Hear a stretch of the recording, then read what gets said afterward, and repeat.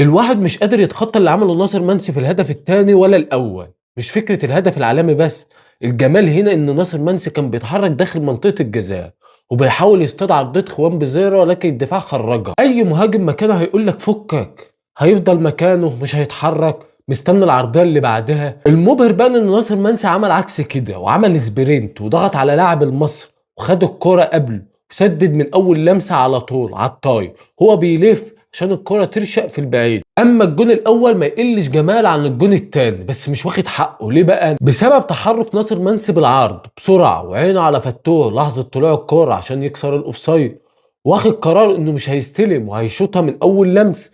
لف جذعه ويحطها في البعيد يبقى كان نار. مش فكره امه ابتدائيه، لانه بيجتهد لحد اخر نقطه عرق عنده وبيتطور يوم عن يوم، لدرجه ان لمسته الاولى للكرة اصبحت متعه للعين، وبسببها بيسجل اهداف خياليه. لاعب كان هيمشي من الزمالك مرتين والجمهور بيتريق عليه لافضل مهاجم في الدوري المصري.